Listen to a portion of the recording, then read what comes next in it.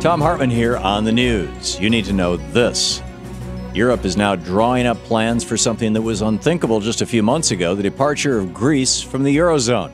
As Greece prepares for elections next month, which will likely give anti-austerity parties control of the government, putting further bailouts in jeopardy, European nations are quietly drafting plans to mitigate the economic pain from a Greek default and exit.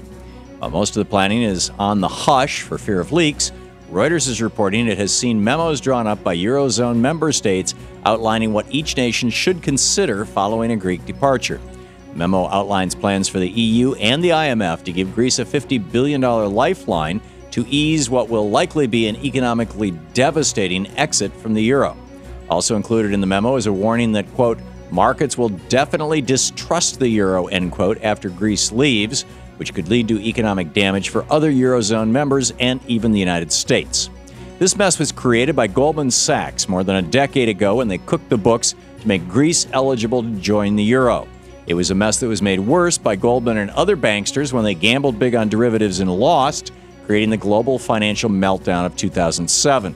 And then it was made even worse again by the banks when they demanded austerity instead of pro-growth policies to get out of the recession. Now here we are on the economic precipice, and the banks are still out of control. Speaking of the banksters, in screwed news, the housing crisis continues. A new report by Zillow shows that nationwide more than 31% of all American homeowners are underwater on their mortgages, meaning they owe more on their house than what it's worth. That's slightly higher than in the last quarter of 2011.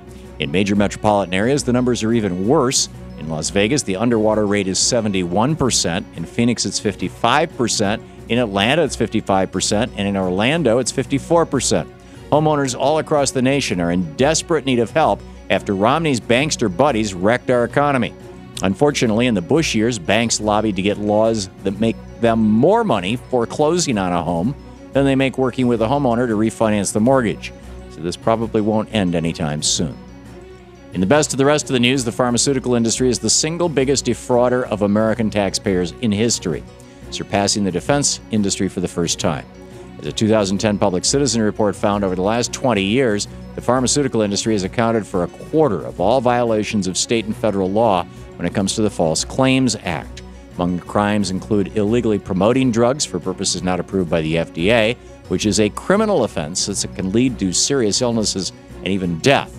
Also, the pharmaceutical industry routinely overcharges federal programs like Medicaid for their prescription drugs, stealing billions of dollars from you, me, and other taxpayers.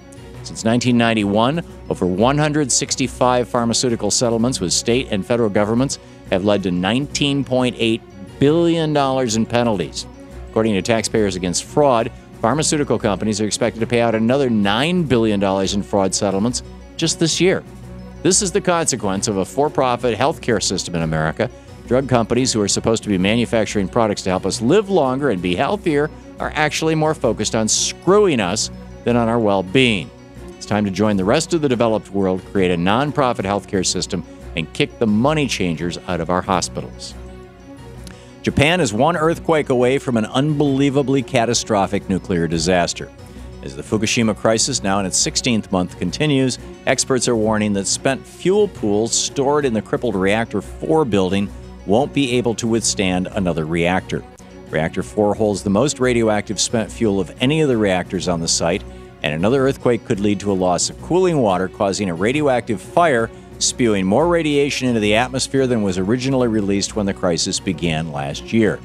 It could also trigger a chain reaction of fires across the site, leading to a nuclear crisis far worse than the Chernobyl disaster. This is a scenario that would not only leave Japan facing irreversible damage, but the entire planet as well.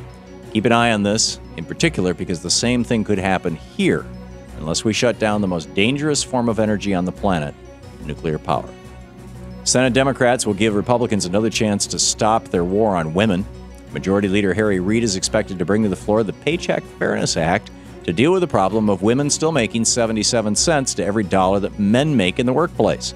The act is an update to the Equal Pay Act signed nearly 50 years ago by President Lyndon Johnson, and it makes it more difficult for employers to discriminate based on gender, outlines punitive damages against employers, and makes it illegal for employers to punish workers for asking coworkers about their wages. Back in 2009, the bill passed the Democratically controlled House and got a majority in the Senate. It was 2 votes shy of breaking a Republican filibuster. Stay tuned. We'll see if once again Republicans double down on their war against women and deny women equal pay for equal work. And finally, Mitt Romney is making a bold prediction, saying that the unemployment rate will be below 6% by the end of his first term if he's elected president. Of course, based on President Obama's policies, the Congressional Budget Office is already predicting unemployment will be around 6% by 2016, no matter what. Not only that, Romney's numbers don't add up since he gave a glowing endorsement to the Paul Ryan Republican budget, which, according to the Economic Policy Institute, will kill 4.1 million American jobs. I've said it before, and I'll say it again. The only way Mitt Romney can win the White House is by lying. And that's the way it is today, Thursday, May 24th, 2012. I'm Thom Hartmann on the news.